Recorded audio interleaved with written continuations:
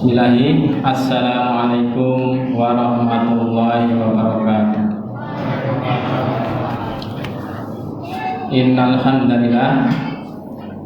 Innal hamdalillahi nahmaduhu wa nasta'inuhu wa nastaghfiruh wa na'udzu billahi min shururi anfusina wa min sayyiati a'malina. May yahdihillahu fala mudilla lahu wa may yudlil fala hadiya lahu. Asyhadu an la ilaha illallah wahdahu la syarikalah wa asyhadu anna Muhammadan abduhu wa rasuluhu amma ba'd. Sidang jamaah salat Isya dan tarawih rahimakumullah. Alhamdulillah kita semua sudah menginjak puasa yang kelima. Insyaallah besok menginjak puasa yang keenam. Kata Rasulullah, asyamu sunnatun. Ya, asyamu sunnatun. Bahwa siam itu, puasa itu adalah perisai, tameng. Perisai dari apa? Perisai dari berbuat dosa. Perisai buat kita dari berbuat maksiat.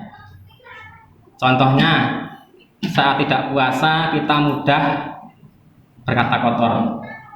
Insya Allah saat puasa mikir-mikir, tahan dulu puasa. Saat tidak puasa mungkin kita mudah untuk melihat hal-hal yang diharamkan, mungkin televisi, pas iklan wanita yang tidak pakai menutup aurat. Itu kalau puasa dikurangi. Ya mungkin libur lihat TV dulu. Itu artinya puasa sebagai perisai, sebagai tameng dari maksiat dan dosa. Juga lebih dari itu, siam itu, puasa itu juga sebagai tameng kita besok di akhirat dari api neraka. Oke, insya Allah puasa yang kita lakukan, kalau puasa kita itu memang berkualitas, puasa yang diridhoi Allah, insya Allah puasa akan bisa menjadi tameng perisai kita dari siksaan nanti, siksaan api neraka yang menyala-nyala. Jamaah salat tarawih rahimakumullah, wonten hadis sanes. Dalam hadis yang lain disebutkan bahwa puasa itu ibarat rumah sebagai dinding. Saya baca hadis lengkapnya. Buniyal Islamu ala khamsin. Islam itu dibangun di atas 5 perkara. Syahadati an la ilaha illallah, yaitu persaksian bahwa tiada ilah yang berhak disembah kecuali Allah. Wa anna Muhammad Rasulullah, dan Muhammad itu adalah utusan Allah. Wa iqamis shalah, kemudian Islam itu dibangun dengan cara mendirikan sholat. Wa ita'iz zakah, menunaikan zakat. Wa hajjil baiti, pergi berhaji. Wa saumi Ramadan, yaitu puasa Ramadan. Hadis riwayat Bukhari dan Muslim. Jadi ibarat rumah, Islam itu kalau diibaratkan rumah, puasa itu sebagai dinding-dindingnya yang membentengi dari segala macam arah bahaya, baik angin, hujan, panas, dan sebagainya. Dan atapnya itu adalah jihad fisabilillah, termasuk haji. Haji menikah termasuk jihad fisabilillah. Ibarat rumah adalah atapnya. Okay. Wonten hadis disebutaken Inna siyahah ummati al jihadu fisabilillah.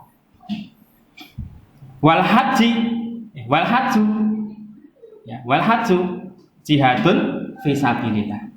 Sesungguhnya safar atau perjalanan bagi seorang muslim adalah termasuk jihad fisabilillah, termasuk haji.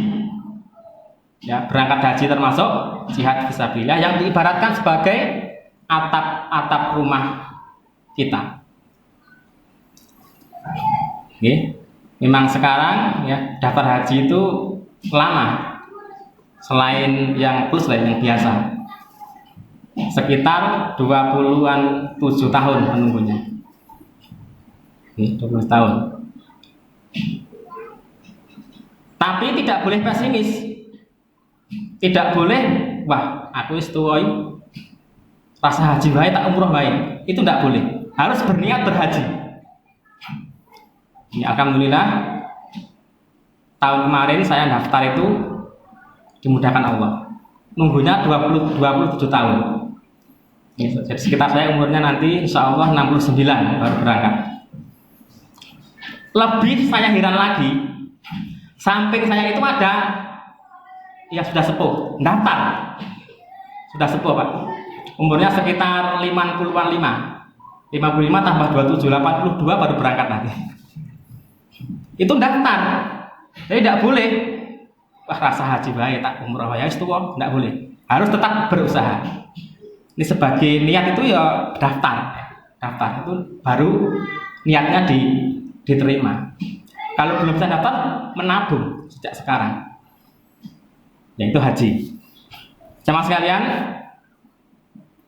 di sini saya tidak akan membahas tentang haji dan puasa. Saya akan membahas sedikit, nanti mungkin sekitar 7 menit lagi selesai. Membahas tentang fondasi yang pertama bagi bangunan Islam, yaitu syahadati an la ilaha illallah wa anna Muhammad Rasulullah. Jadi ibarat rumah, Islam itu harus punya fondasi yang kuat. Apa fondasinya? Yaitu syahadat tauhid dan syahadat risalah. Syahadat tauhid itu adalah la ilaha illallah, syahadat risalah itu adalah Muhammad Rasulullah. Bagi seorang muslim, fondasi harus diperkuat.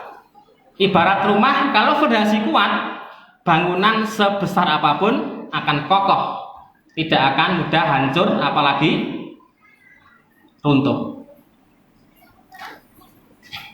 Oleh karena itu masih jarang para mubalik yang membahas tentang hal ini.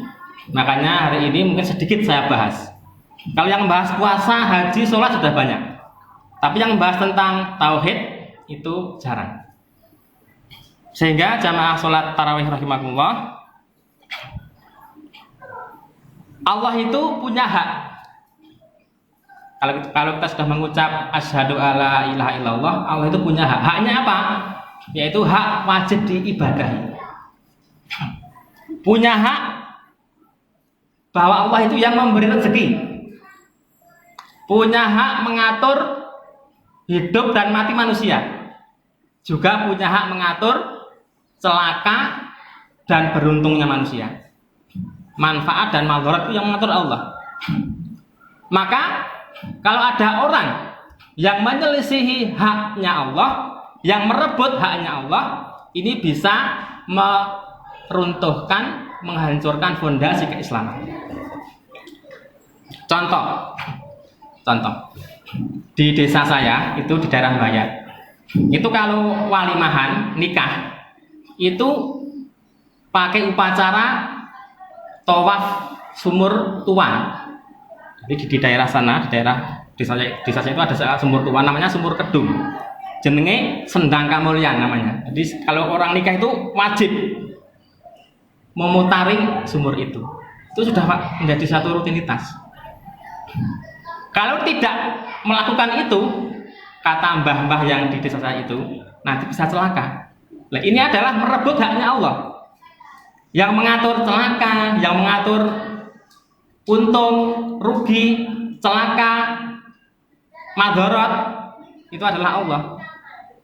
Jadi kalau takut nanti celaka, tidak melaksanakan ritual itu namanya bisa meruntuhkan fondasi Islam. Contoh malih, ini yang di sana aja, yang di sini mungkin nggak ada. Yang di daerah mertua saya, daerah Cepet, itu ada masjid. Masjid itu kan ada kamarnya dua, imam kanan dan imam kita ada kamarnya dua. Nah, kamar sebelah selatan itu untuk tempat batu yang keramat.